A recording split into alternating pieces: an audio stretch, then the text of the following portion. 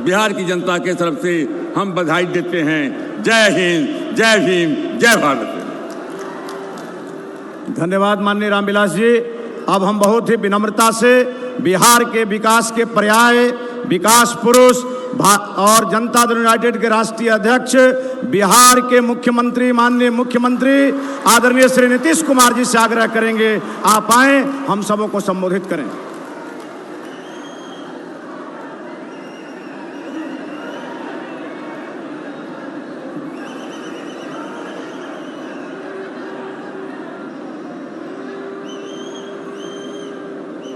देश के माननीय प्रधानमंत्री आदरणीय नरेंद्र मोदी जी, मंच पर उपस्थित लोक जनशक्ति पार्टी के संस्थापक और राष्ट्रीय अध्यक्ष, माननीय केंद्रीय मंत्री श्री रामविलास पासवान जी, बिहार के माननीय उप मुख्यमंत्री श्री सुशील कुमार मोदी जी, बिहार प्रदेश भारतीय जनता पार्टी के अध्यक्ष और उजियारपुर लोकसभा क्षेत्र से भाजपा और एनडीए के उम्मीदवार श्री नित्यानंद राय जी, यहाँ उपस्थित भाजपा के वरिष्ठ नेता, निवर्तमान सांसद पद्म भूषण हुकुमदेव नारायण यादव जी, बिहार सरकार के माननीय मंत्रीगण doctor Prem Kumar ji, Mangal Pandey ji, Vinod Narayan Jha ji, Maheshwar Hazari ji, Madan Sahni ji, Janata Dal you के नेता और जनता दल यू के राष्ट्रीय महासचिव श्री संजय झा जी, माननीय सांसद रामनाथ ठाकुर जी, दरभंगा लोकसभा निर्वाचन क्षेत्र के उम्मीदवार श्री गोपाल जी ठाकुर जी, मधुबनी लोकसभा निर्वाचन क्षेत्र के उम्मीदवार डॉक्टर अशोक यादव जी, समस्तीपुर लोकसभा निर्वाचन क्षेत्र के उम्मीदवार भाई रामचंद्र पासवान जी, यहाँ उपस्थित पूर्व मंत्री जदयू नेता अशोक चौधरी जी, यहाँ उपस्थित सभी विधायकगण, सभी विधान पार्षदगण, पूर्व सांसद, पूर्व विधायक, पूर्व विधान पार्षद, एनडीए के तीनों घटक दलों के यहाँ उपस्थित सभी सम्मानित नेतागण, मेरे प्रिय साथियों, पत्रकार मित्रों और इस चुनावी सभा में उपस्थित बहनों एवं भाइयों, मैं अपनी तरफ से और आप सब लोगों की तरफ से सबसे पहले माननीय प्रधानमंत्री आदरणीय नरेंद्र भाई मोदी जी का स्वागत करता हूं और अभिनंदन करता हूं।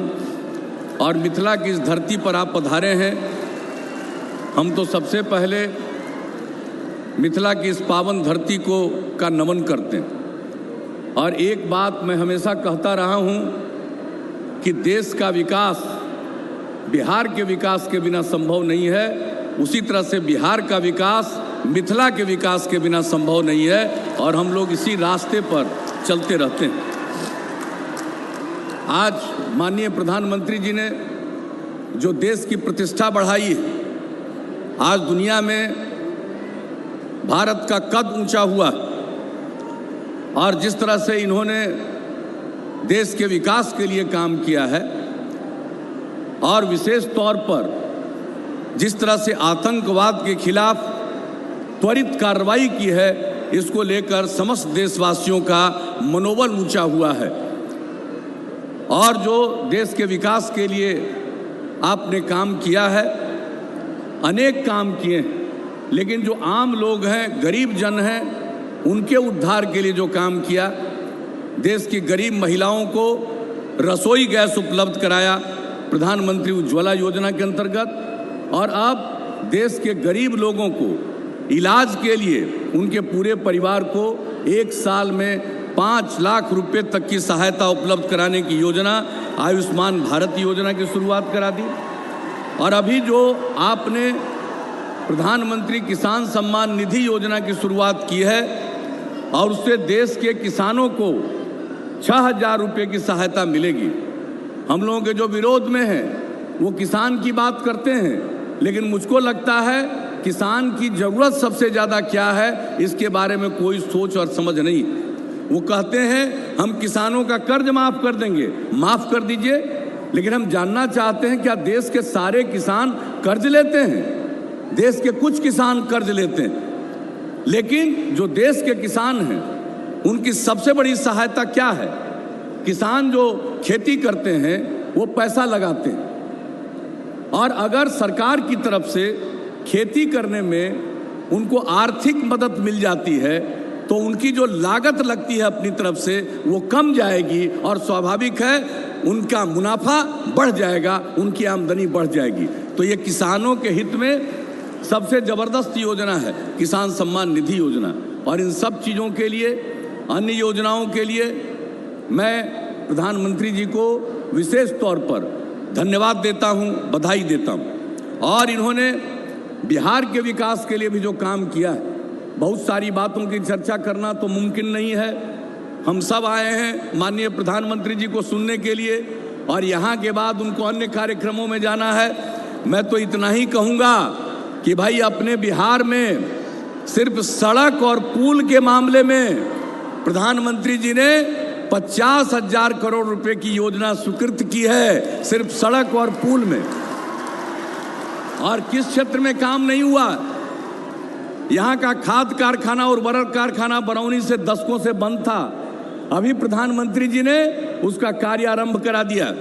और तो और जो कई जगहों पर हवाई अड्डों का सिविल सेवा के लिए जो इन्होंने पहल शुरू की है, जो यहाँ का सैन्य वायुसेना का जो हवाई अड्डा है उसमें अब सिविल सर्विस भी, दूसरे प्लेन भी आएंगे जाएंगे, और उस पर काम प्रारंभ हो गया है। राज्य सरकार को भी जो उसमें देना था वो मदद कर चुकी है, लेकिन अब बहुत जल्दी अब दरभंगा तक प्लेन आएगा, यानी दरभंगा के लोग सीधे दिल्ली जा सकते हैं, मुंबई जा सकते हैं, कर्नाटक जा सकते हैं, कहीं भी जा सकते हैं, इसकी सेवा शुरू होगी। और ये मिथिला वासियों के लिए कितना सम्मान का विषय है। तो इसके लिए हम प्रधानमंत्री जी को विशेष तौर पर धन्यवाद देना चाहते हैं। और हम लोगों ने काम किया है बिहार के लिए, और हम लोग आपका समर्थन चाहते हैं सिर्फ विकास के आधार पर। प्रधानमंत्री जी कहते हैं सबका साथ सबका विकास, और हम लोग शुरू से कहते हैं न्याय के साथ विकास, यानी हर इलाके का विकास और समाज के हर तबके का उत्थान। और ये काम कर रहे हैं। बिहार में 15 साल तक एक परिवार को राज करने का मौका मिला।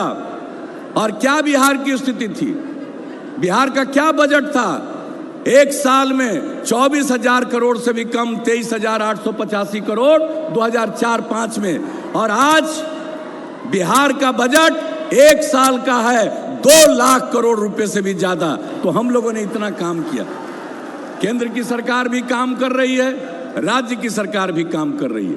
और जान लीजिए, अब बिहार का विकास के बारे में कोई नहीं सोचता था, और अब बिहार का विकास दर 11.3%, दूसरे राज्यों से भी ज्यादा। तो हर क्षेत्र में काम। हम लोगों ने क्या सेवा नहीं की है? कहां लोग अंधेरे में रहते थे, ललटेन और ढिबरी का सहारा लेते थे, अब हम लोगों ने हर घर बिजली पहुंचा दिया। अब बल्ब की सेवा उपलब्ध हो गई, लालटेन की जरूरत पूरे बिहार में खत्म हो गई। ऐसा बिहार हम लोगों ने बना दिया। अब आप लोगों को सोचना है कि काम के आधार पर और जो देश की प्रतिष्ठा को बढ़ाते हैं उसके आधार पर, देश को जो विकास के रास्ते पर ले जा रहे हैं और समाज के हर तबके का विकास कर रहे हैं, उस आधार पर आप अपना मतदान कीजिएगा। हम लोग तो यही आप सब लोगों से अपील करने आए हैं, और हम सब अभी आदरणीय प्रधानमंत्री जी को सुनेंगे। और मुझे पूरा विश्वास है कि आप सब लोगों का पूरे तौर पर समर्थन मिलेगा, ताकि देश में फिर नरेंद्र मोदी जी प्रधानमंत्री बने या नहीं बने, हाथ उठा के बताइए। चलिए, आपको बहुत बहुत धन्यवाद। और माननीय मोदी जी को प्रधानमंत्री बनाना है तो एनडीए के सारे उम्मीदवारों को आप विजयी बनाइए। इसी के साथ मैं अपनी बात समाप्त करता हूं। आप सबको बहुत बहुत धन्यवाद। बहुत धन्यवाद माननीय मुख्यमंत्री जी।